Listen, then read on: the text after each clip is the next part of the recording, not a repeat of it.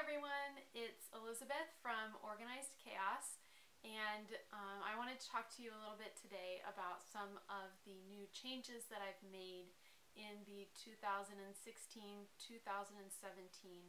planners that I have in my store, and I'm going to leave a link to those down below so that you can take a closer look if you're interested.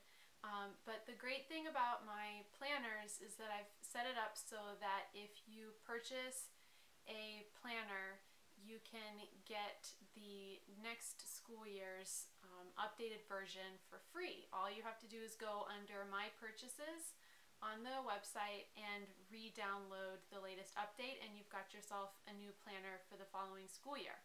So besides the weekly, daily, monthly, yearly calendars that have obviously been updated for the new school year, I've made several changes that I think are big improvements for the planner. So I wanted to show you a few of those that I'm most excited about. Okay, so the first thing is some new covers.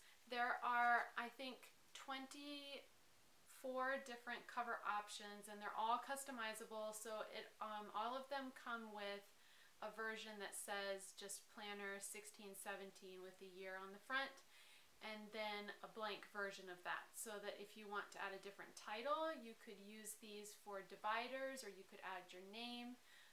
You can do that with any of these designs. So this is actually an old one, but I've got this one with the guitars, which I just had with a title for one of the subsections before, and now you can use it as your planner cover. I got a few requests for that last year. And then I'm really excited about, I have 3 different designs that have this similar color palette with the kind of watercolor feeling in this one, and then 3 different designs that is another watercolor, but kind of the pastel-y palette as well. So I'm using this one this year actually, and I'm really excited about it. I love these. And the other one is the color palette that I used for the color versions. One of the biggest updates that I made this year was to make color versions of all the planners. I had so many people asking for it. I like to decorate the inside of my planner with stickers and pens and tape and stuff, so I like to keep the inside mostly black and white, but I know not everyone does that.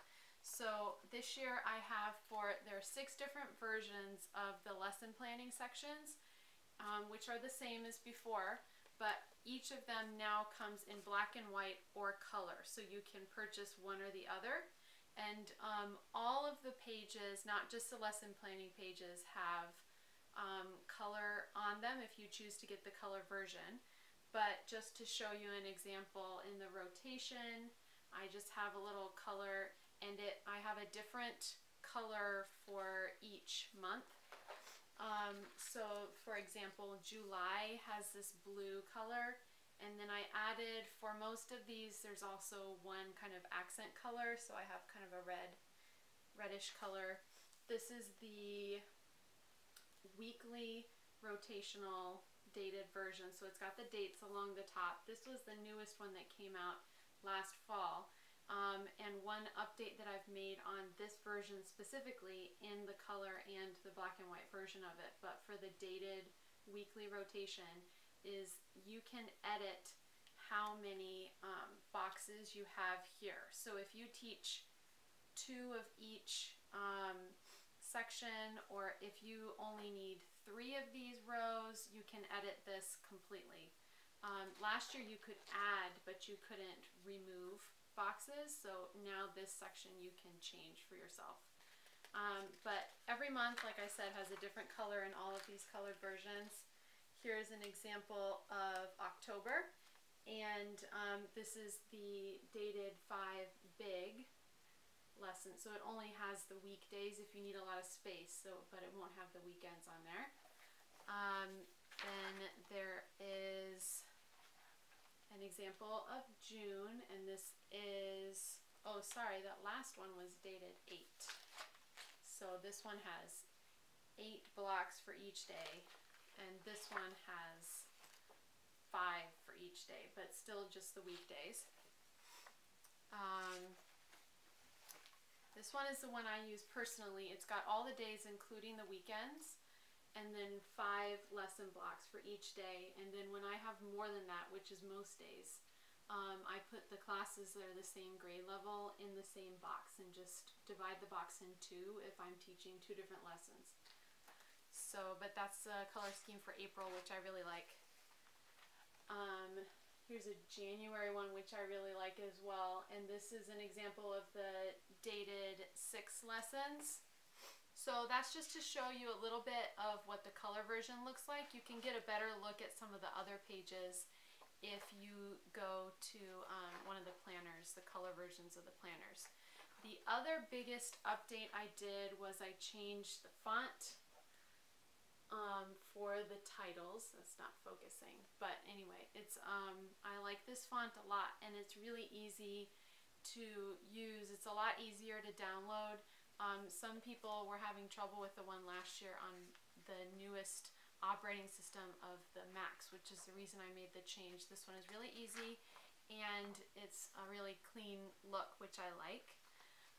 And then I just made a few other tweaks. I have a lot of people who are in Australia that are using these planners, and so the long-range planning, whoops, not meant to hold up this way. The long-range planning, which goes from September to June on my version that I use myself, doesn't work for those people. So I, for the long-range planning sheets, I now have 1, 2, 3, 4, 5 different versions that you can use, and you can add your own titles to the top to show the class pages. So besides the September to June, which is the one that we had before, there's now August to May for those people who start earlier. There's August to July for American schools that are year-round. There is July to June, again for year-round American schools that have a little bit different start, and January to December. So whichever version you need, you can add your own class titles to the top with the months that you need.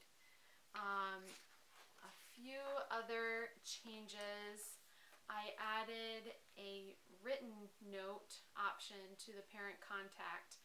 I wasn't really keeping track of the written notes before, although I was sending home quite a few of them as part of my sort of behavior management. But I found it this year that I was wishing that I could. So I added a little pencil icon so that you can track written communication in your parent contact log. I added, and this is another thing I realized in the middle of the year that I wish I had, a professional development log so that you can keep track of your hours for when you need to get recertified or things like that for your district. So it just, you write down what it was, when it was, and how many hours you got and things like that. And another thing that I add, I already had a sub-lesson log, which I use religiously and I love, where I keep track of which lessons the substitute teacher teaches when I'm out with the different classes. But I added now a sub contact list so I can keep track of the names and numbers for the subs that I like, and then how many days off I've taken. So how many sick days, how many professional development days, how many personal days, and it has a spot to write down how many days your district has allowed you for each type, and then a spot to just tally. So when I take a sick day, I'll put a little tally mark and I can keep track. So I'm excited to have that this year. I added these in the late fall last year, but I wanted to mention, for those of you who may not have seen it last year, a bunch of new rehearsal notes for people who teach primarily ensemble classes. They are in the music teacher organizer. And there are a bunch of different options so that you can organize it by song if you want to keep track of your progress with each piece, or by day with, you know, space for each of your different pieces. There are a lot of different options, so those are great for people with a lot of ensembles. And then two other things. I added several seating charts, including color-coded versions of the circle seating charts, which I use personally, and before I was just marking them with a highlighter because I hadn't figured out a good way to do it on the computer. But I've got these now so that you don't have to draw in the colors, and neither do I, which is really exciting. And a few other new seating charts as well. And then I also added a lot of new calendar options, weekly and monthly planning options to the business section. So I know a lot of people feel like, well, I don't have a side business or a private lesson studio or anything that I do outside of teaching, so this won't apply to me. But there is a lot of stuff in the business planner that work for a lot of different situations. So this is one example of one that might work for other people even if you don't have a side business.